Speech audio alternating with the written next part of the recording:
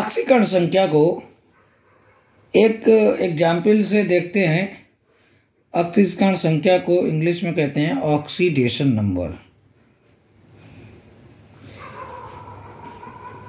Oxidation number.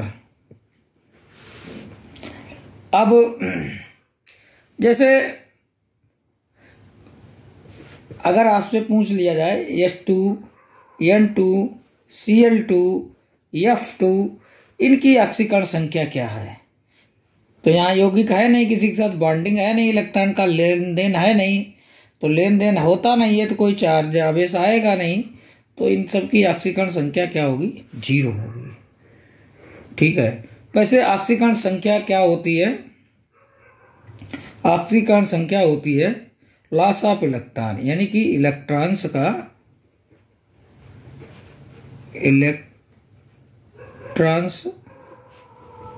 का त्याग ही क्या कहलाता है, ऑक्सीकरण कहलाता है। ऑक्सीकरण कहलाता है। जैसे हम बता रहे थे Li, तो Li से एक इलेक्ट्रॉन निकल जाता है, यहाँ पे क्या आ जाता है, प्लस चार्ज आ जाता है। अभी यहाँ पे इसकी ऑक्सीकरण संख्या 0 है और यहाँ पे +1 है, यानी कि 0 से +1 हो गई है। तो यहाँ पे क्या हो रहा है, ऑक्सीकरण हो रहा है, ये भी हमें पता होना चाहिए। ये 0 से 1 यानी कि बढ़ रही है। Zn को एग्जाम्पल में देख ले, यहाँ पे Zn +2 हो रहा है, 2 इलेक्ट्रॉन निकल रहे हैं, तो यहाँ पर 0 थी और यहाँ पे कितनी हो गई इसकी ऑक्सीकरण संख्या, +2 हो गई है। तो यहाँ पे भी क्या हो रहा है, ऑक्सीकरण हो रहा है। अब हम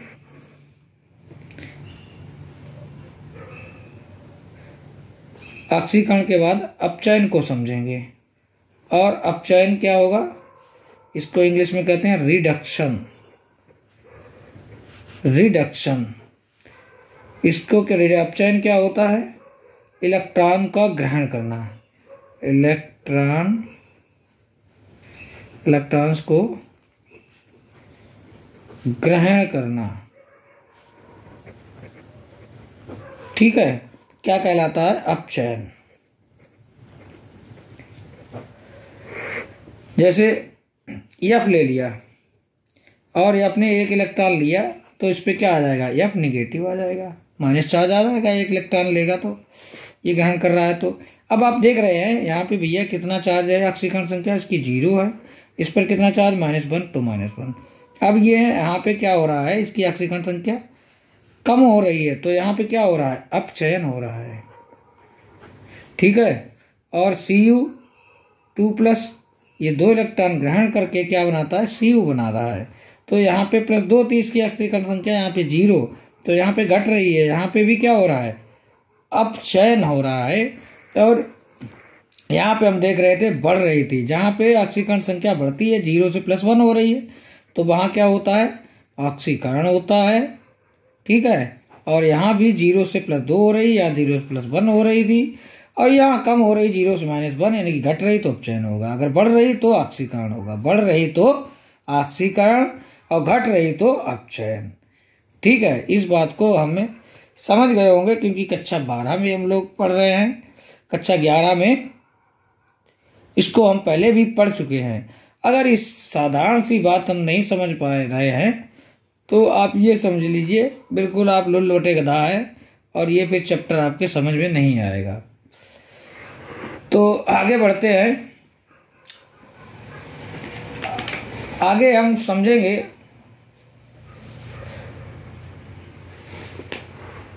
किसको समझेंगे, नए पेज को ले लेते हैं। अब समझेंगे हम इलेक्ट्रोलाइट, यानी कि वैद्युत अपघट्य। ठीक है। तो वैद्युत अपघट्य, यहाँ पे हेडिंग डालते हैं, वैद्युत अपघट्य क्या होता है।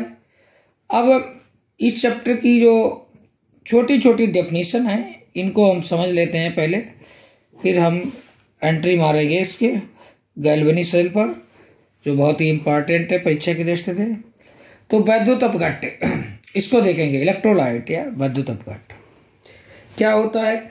ऐसा सॉल्यूशन जो आयंस में टूट जाता है क्या कहलाता है? वैद्युत अपघट्ट कहलाता है।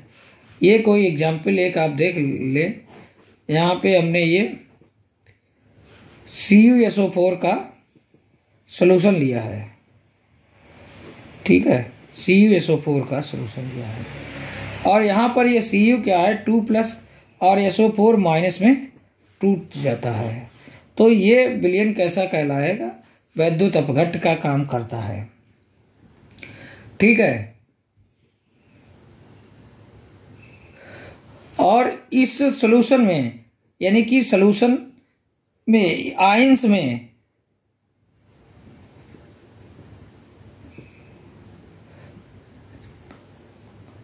आयन का प्रवाह होता है।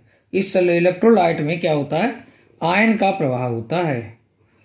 वैद्युत अपघट्ट क्या करता है? आयन का प्रवाह करता है। तो समझ गए हैं हम लोग कि ऐसा सॉल्यूशन जो अपने आयंस में टूट जाता है, यानी कि आयंस को रखता है, तो वो क्या कहलाता है? विद्युत अपघट्ट कहलाता है।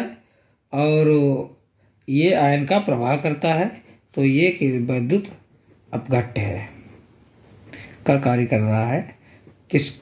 ये विद्युत अपघट्ट का कार्य कर रहा है। CuSO4 का सॉल्यूशन ये Cu+2+ में और SO4 माइनस में टूट जाता है, ठीक है। अब हम इलेक्ट्रोड समझेंगे। इलेक्ट्रोड क्या होते हैं? तो इलेक्ट्रोड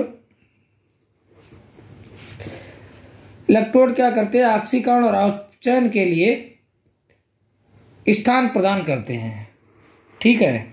अभी इसी सॉल्यूशन में हम Cu का इलेक्ट्रोड डाल देते हैं, यहाँ कॉपर का इलेक्ट्रोड लगा दिया हमने। ये क्या है? इलेक्ट्रोड है और कॉपर सल्फेट का विलयन में ही पड़ा हुआ है। अब ये यहाँ पे ऑक्सीकरण और अपचयन की अभिक्रियाएं होंगी। तो कहने का मतलब इलेक्ट्रोड क्या है? जहाँ पर ऑक्सीकरण व अपचयन की अभिक्रियाएं गलत हो गया है, अभिक्रियाएं संपन्न होती हैं, इलेक्ट्रोड कहलाता है। वेरी सिंपल ये कोई बातें हैं, हमें पता होनी चाहिए, इंपॉर्टेंट इसलिए बहुत है। अब इलेक्ट्रोड दो प्रकार के होते हैं। एक तो सक्रिय इलेक्ट्रोड होते हैं। सक्रिय इलेक्ट्रोड क्या होते हैं? सक्रिय इलेक्ट्रोड ऐसे इलेक्ट्रोड होते हैं जो अपने आप भी उस सॉल्यूशन में घुल जाते हैं, टूट जाते हैं। यहाँ पे आपने CuSO4 का विलयन लिया था और इसमें Cu का ये इलेक्ट्रोड डाला था, मगर ये इलेक्ट्रोड क्या करता है? कुछ समय बाद धीरे धीरे इसमें घुल जाता है, खत्म करता जाता है, अपने आप भी अभिक्रिया में भाग लेता है। तो कहने का मतलब सक्रिय इलेक्ट्रोड क्या है? खुद भी अभिक्रिया में भाग लेता है, ठीक है। यहाँ पे ऑक्सीकरण और अभिक्रिया, ऑक्सीकरण और अपचयन तो होता ही है। ऑक्सीकरण या अपचयन की अभिक्रिया तो होगी,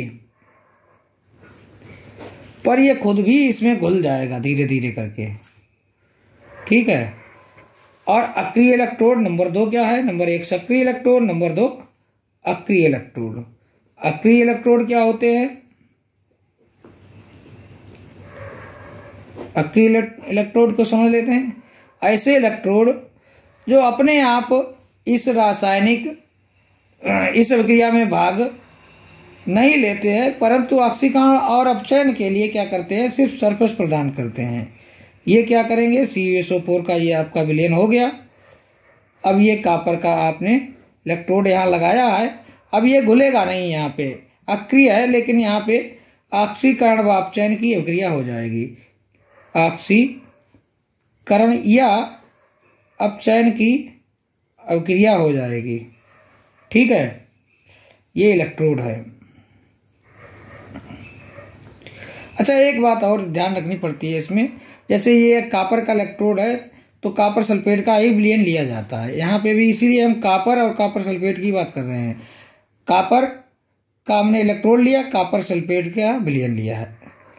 अब इसके एक एक एग्जाम्पल देख लेते हैं। सक्रिय इलेक्ट्रोड कौन कौन से होते हैं? सक्रिय इलेक्ट्रोड जो होते हैं वो कापर और जिंक का इलेक्ट्रोड बेसिकली बहुत ज़्यादा यूज किया जाता है। कापर, सक्रिय में कापर और जिंक, ये दो इलेक्ट्रोड बहुत यूज किए जाते हैं। और सक्रिय इलेक्ट्रोड में प्लेटिनम Pt लिख दो और गोल्ड लिख दो, सोना जो होता है, ये दो इलेक्ट्रोड बहुत ज़्यादा यूज किए जाते हैं। तो इनके हमें यहाँ पे नाम ध्यान रखने हैं, बाकी ज़्यादा ध्यान नहीं देना है। अब हम बात करेंगे रेडॉक्स रिएक्शंस। रेडॉक्स रिएक्शंस यानी कि अपचयोपचय अभिक्रियाएं। अभिक्रियाएं क्या होती हैं, इस पे हम थोड़ी चर्चा करेंगे, ज़्यादा नहीं, सिर्फ समझेंगे।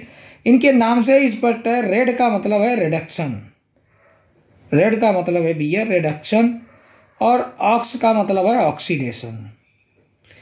यानी कि रिडक्शन को हम क्या कहते हैं हिंदी में अपचयन,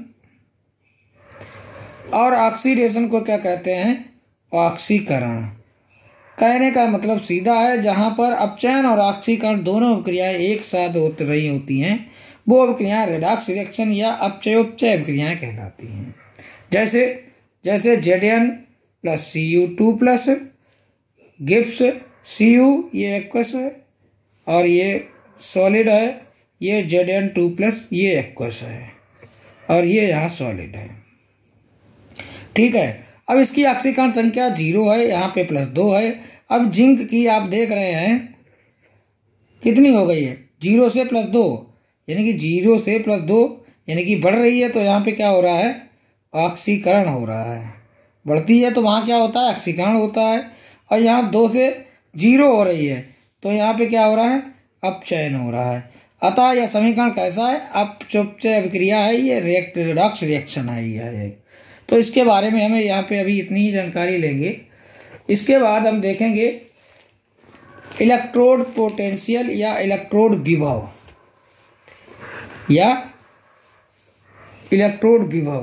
तो इलेक्ट्रोड पोटेंशियल या इलेक्ट्रोड विभव क्या होता है यहीं पे समझ लेते हैं, इतनी जगह अभी हमारे पास है। तो इलेक्ट्रोड विभव ये क्या होता है, तो बेसिकली अभी हम क्या बात कर रहे थे, यहाँ पे हमने कॉपर सल्फेट का ये विलयन ले लिया है CuSO4 का, और ये यहाँ पे हम क्या कर रहे हैं, ये इलेक्ट्रोड ले लिया कॉपर का Cu का इलेक्ट्रोड हमने ले लिया है। अब यहाँ पे अभिक्रिया होती क्या है, तो यहाँ पे ये CuSO4 जो है Cu2+ और SO4- में टूट जाता है। अब ये Cu2+ यहाँ बढ़ता जाएगा, Cu2+ बढ़ता जाएगा, Cu2+ बढ़ता जा रहा है, समझ रहे हैं आप लोग, और यहाँ पे इलेक्ट्रॉन्स की संख्या बढ़ती जाती है। इससे क्या, अब यहाँ पे कहने के मतलब इन इलेक्ट्रॉन्स की वजह से विभव पैदा हो रहा है और ये Cu2+ की वजह से विभव पैदा हो रहा है। ये विभव इलेक्ट्रोड का है और ये विभव जो है वो सॉल्यूशन का है। तो कहने का मतलब इलेक्ट्रोड विभव क्या है, यह इलेक्ट्रोड विभव होता है इलेक्ट्रोड और सॉल्यूशन के विभव में जो अंतर है वही इलेक्ट्रोड विभव कहलाता है। इलेक्ट्रोड विभव क्या है, इलेक्ट्रोड विभव बराबर क्या हो जाएगा,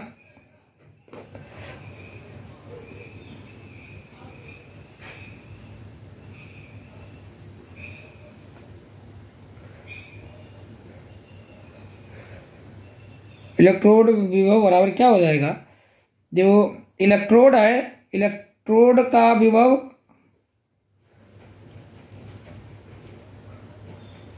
माइनस, अब सॉल्यूशन को क्या बोलेंगे वैद्युत अपघट्ट माइनस वैद्युत अपघट्ट का वैद्युत अपघट्ट का विभव। तो ये हो गया इलेक्ट्रोड विभव। ठीक है, ये बेसिक हमने बातें समझ ली हैं। अब हम आराम से समझ जाएंगे गैल्वेनिक सेल जो आपके सिलेबस में रखी हुई है। सबसे पहले इसको हम समझेंगे, बहुत इंपॉर्टेंट है। तो अब हम देखते हैं गैल्वेनिक सेल क्या होती है। पेज को पलट लेते हैं, पेज पलटेंगे और यहाँ पे देख गैल्वेनिक सेल को एक एग्जाम्पल के द्वारा हम समझेंगे। तो गैल्वेनिक सेल, गैल्वेनिक सेल, ठीक है। गैल्वेनिक सेल में एक चीज आपको ध्यान रखनी है कि इसमें रासायनिक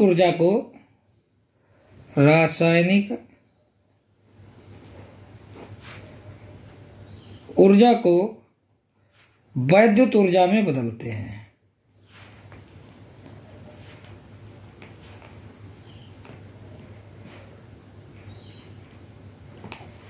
रासायनिक ऊर्जा को वैद्युत ऊर्जा में बदलते हैं।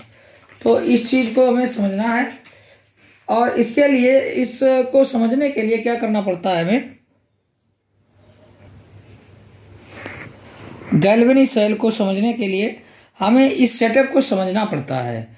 अब इस सेटअप को ही समझ लेते हैं, बस गैल्वेनिक सेल समझ में आ जाएगी, बहुत ही आसानी से समझ में आ जाती है। थोड़ा ध्यान देने की आवश्यकता है। तो देख लेते हैं, यहाँ पे हम ये बीकर लिया, हमने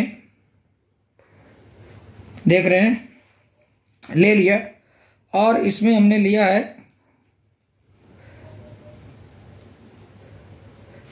क्या लिया है, जिंक सल्फेट का सॉल्यूशन लिया है, ZnSO4 ले लिया है। ठीक है, और यहाँ पे इलेक्ट्रोड लगा दिया हमने। और इलेक्ट्रोड जाहिर सी बात है काहे का आप लगाएंगे, जिंक का ही लेंगे। ये इलेक्ट्रोड है, ठीक है।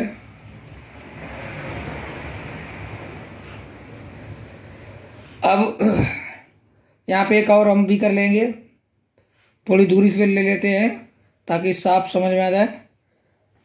और यहाँ पे हम सॉल्यूशन किसका ले रहे हैं, कॉपर सल्फेट का ले रहे हैं, ठीक है। और यहाँ पे भी हम एक इलेक्ट्रोड लगा दे रहे हैं और ये इलेक्ट्रोड का है, कॉपर का है। इस बात का ध्यान ही रखना हमें पड़ेगा कि जैसे अगर कॉपर सल्फेट का विलयन है तो हमें कॉपर का ही इलेक्ट्रोड यहाँ यूज करना है, और अगर जिंक का सल्फेट का विलयन है तो जिंक का ही ये इलेक्ट्रोड होगा। यहाँ पे ये कॉपर का इलेक्ट्रोड, ये इलेक्ट्रोड हो गया जिंक। और इन दोनों को एक वायर के द्वारा यहाँ पे वोल्ट मीटर लगा दिया है, आपस में कनेक्ट कर दिया गया, ठीक है। तो अब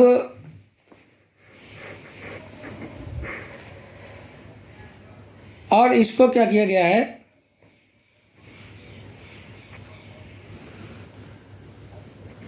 एक यू आकार की जो ट्यूब नली है इससे जोड़ दिया गया है। इसे बोलते हैं साल्ट ब्रिज, साल्ट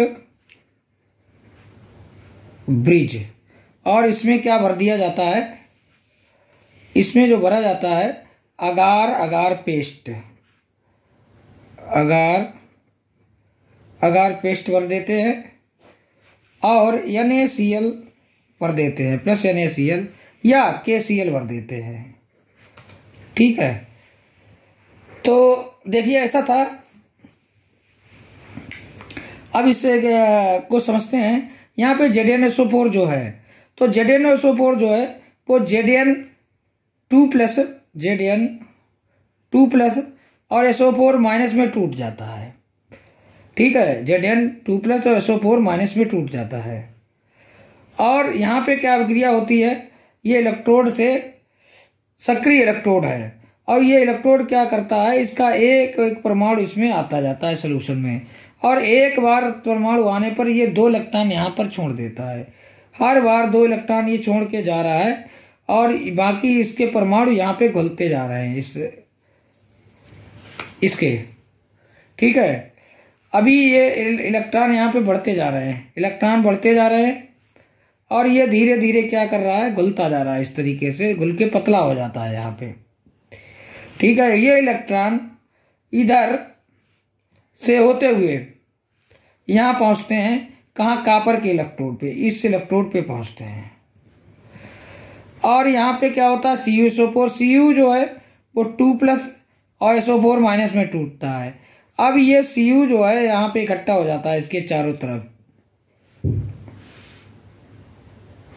Cu2+ इसके चारों ओर इकट्ठा हो जाता है, इस सलूशन में ही रहता है, लेकिन ये सलूशन हमने ऊपर तक भरा नहीं है, ये सलूशन में रहता है।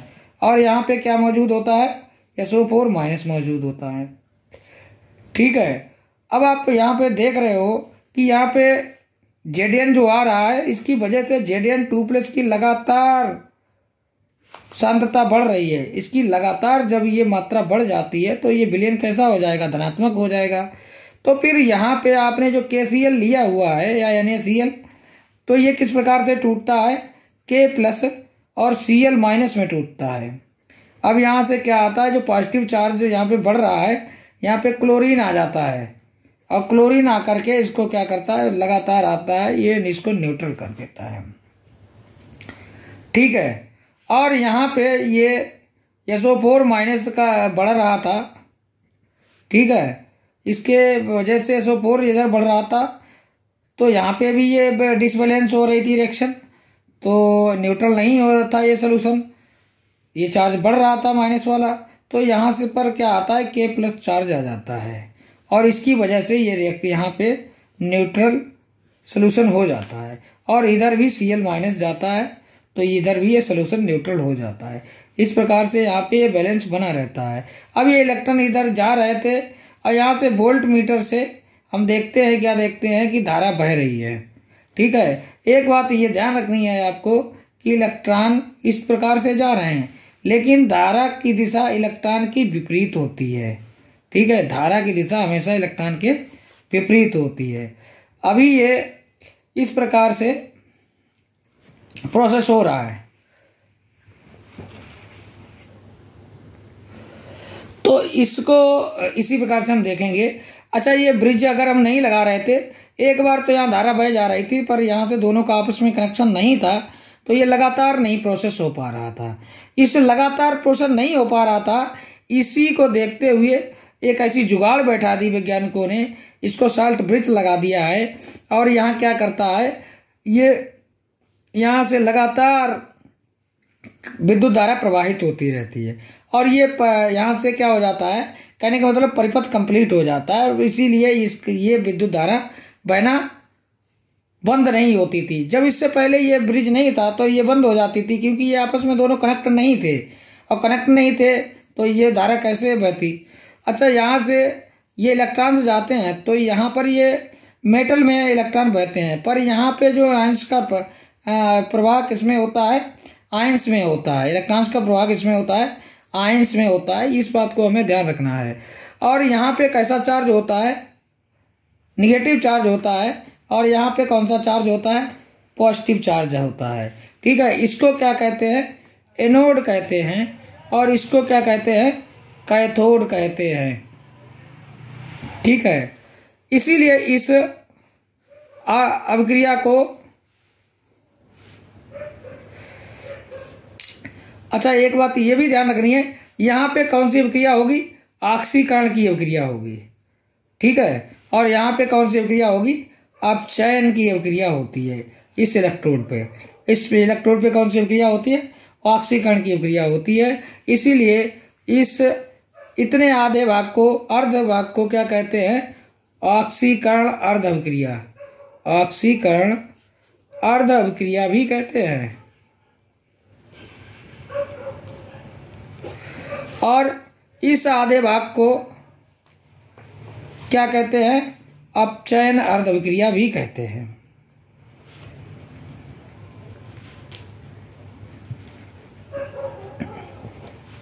ठीक है, अगर आप भूल जाओ तो एक हम इसमें ट्रिक भी बता देते हैं, आप LOAN लोन, लोन ध्यान रखें।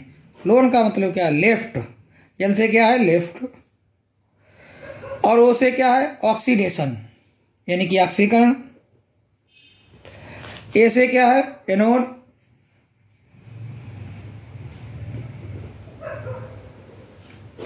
और N से क्या है? निगेटिव। ठीक है, एक चीज को ध्यान रखें, इसका ध्यान हो गया। लेफ्ट में क्या है? ऑक्सीडेशन होता है, एनोड है और निगेटिव चार्ज होता है। तो इस बात को ध्यान रखें। बस थोड़ी बातें और हम समझ लेंगे कि सेल का रिप्रेजेंटेशन कैसे लिखते हैं। इतना हम सर ना बना के अगर सेल बनाने की बजाय हम लिख दें तो किस प्रकार से इसको समझ पाएंगे। ठीक है, तो सेल को किस प्रकार रिप्रेजेंट करेंगे? तो सेल को किस प्रकार प्रदर्शित करेंगे, कहने के मतलब। तो ब्रिज जो होता है, साल्ट ब्रिज,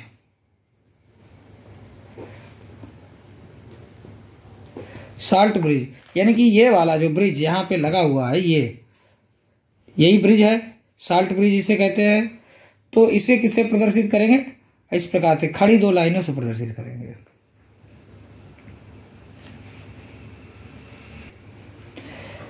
तो साल्ट जो ब्रिज है उसको हम डबल लाइन से प्रेजेंट करेंगे। इसके बाद जो एनोड हाफ है तो ब्रिज के बाईं तरफ लिखेंगे। एनोड अर्ध अभिक्रिया को बाईं तरफ लिखेंगे और कैथोड अर्ध अभिक्रिया को दाईं तरफ लिखेंगे।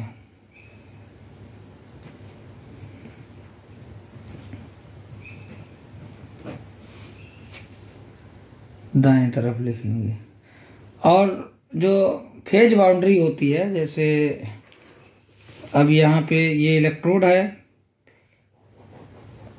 और ये सॉल्यूशन है, ये यहाँ पे सॉल्यूशन लिया गया है, तो ये क्या है? ये फेज बाउंड्री कहलाती है। अवस्था बाउंड्री लाइन, अवस्था लाइन जिसको कहते हैं या फेज बाउंड्री कहते हैं। तो फेज बाउंड्री को एक सिंगल लाइन से दिखाएंगे। ठीक है, अवस्था को किससे दिखाते हैं? किस अवस्था को किससे दिखाएंगे? सिंगल लाइन से दिखाएंगे। तो हम प्रदर्शित इसको करते हैं। सबसे पहले हम क्या कर रहे थे, यहाँ पे देखेंगे कि जिंक के का जो इलेक्ट्रोड है जिंक के सॉल्यूशन में डाल रहे थे। तो इसको यहाँ पे लिखना स्टार्ट करते हैं। कैसे? कि Zn कैसा है? जिंक इलेक्ट्रोड सॉलिड है तो यस बना दो। और फेज बाउंड्री को सिंगल लाइन, इन दोनों के बीच में क्या है? एक अवस्था ये बाउंड्री है ये, तो इसको सिंगल लाइन से दिखा रहे हैं। तो इसको सिंगल लाइन से दिखाएंगे। किसमें डाल रहे थे? ZnSO4 के विलयन में डाल रहे थे। अब ये कैसा था? ZnSO4 एक्वस है, विलयन है, डबल बाउंड्री साल्ट ब्रिज लगा हुआ है। फिर CuSO4 का विलयन है, ये कैसा है? एक्वस है, सिंगल बाउंड्री लगा दीजिए, ये फिर फेज बाउंड्री कहते हैं। और Cu इलेक्ट्रोड लिया है, किस कैसा है? ये सॉलिड है। ठीक है, तो इसको हम समझ गए हैं। इस बात को हम बहुत अच्छे से आप समझ गए हैं कि इधर क्या हमने ले रखा है? एनोड ले रखा है। इधर क्या ले रखा है? कैथोड ले रखा है। इधर एनोड अर्ध अभिक्रिया और इधर हमने क्या ले लिया? कैथोड अर्ध अभिक्रिया ले ली है। कहने का मतलब एनोड की तरफ क्या होगा? एनोड की तरफ कौन सी अभिक्रिया हो रही होगी? इसको देख के हम अब जान जाएंगे कि एनोड की तरफ क्या होता है? ऑक्सीकरण होता है। ऑक्सीकरण में इलेक्ट्रॉन त्यागे जाते हैं, मतलब Zn2+ इलेक्ट्रॉन त्याग रहा है। ठीक है, और यहाँ इधर कौन सा है? ऑक्सीकरण अर्ध अभिक्रिया है। इसको अब हम देख के लिख रहे हैं ये सब बातें। अब हमें उस चित्र से कोई लेना देना नहीं है। अगर हमें सिर्फ यही दे दी जाए तो इससे देख के हम ये बात बता सकते हैं कि यहाँ पे ऑक्सीकरण की अभिक्रिया हो रही है। Zn2+ में टूट रहा है, ये ऑक्सीकरण अर्ध अभिक्रिया यहाँ पे अर्ध अभिक्रिया हो रही है। ठीक है, कहाँ पे? इधर क्या होगा? एनोड। और इधर क्या हो रहा है? Cu2+, ये 2 इलेक्ट्रॉन कॉपर ग्रहण करके कॉपर बना रहा है और यहाँ पे क्या हो रहा है, अपचयन हो रहा है। और इसे क्या कहेंगे, अपचयन अर्धक क्रिया, अपचयन अर्ध अभिक्रिया भी कहेंगे। ठीक है, तो इस बात को हम लोग समझ गए हैं कि गैल्वेनिक सेल या वोल्टी सेल भी इसे कहते हैं, गैल्वेनिक सेल या वोल्टी सेल भी कहते हैं, या विद्युत रसायन सेल भी आपसे पूछ लिया है, तो यही आपको इसमें बताना है। ठीक है, तो ऑक्सीडेशन कहाँ पे होता है, ऑक्सीकरण कहाँ पे होता है, हमें पता होना चाहिए। ऑक्सीकरण एनोड पर, और अपचयन कहाँ पे होता है, कैथोड पर। ये बात हमें पता होनी चाहिए। इसके साथ ही साल्ट ब्रिज का हमें यूज पता होना चाहिए। ठीक है, यहाँ से क्या होता है, साल्ट ब्रिज का यूज क्या होता है, ये दोनों ये परिपथ को कंप्लीट करने में सहायता करता है, दोनों सॉल्यूशंस को आपस में जोड़ता है, ये परिपथ को पूरा करता है। इसके और क्या करता है, इसमें ये दोनों सॉल्यूशन आपस में मिलने नहीं देता है, ऐसी इसकी व्यवस्था की जाती है। तो इन बातों को हमें इसमें ध्यान रखना है। इसके बाद हमें इलेक्ट्रोड विभव, अगर आप इसका निकालेंगे सेल का तो किस प्रकार निकालेंगे, ये भी बात समझ लीजिए। इलेक्ट्रोड विभव सेल का 2 प्रकार का होता है। कैसा कैसा होता है, कैसा कैसा होता है,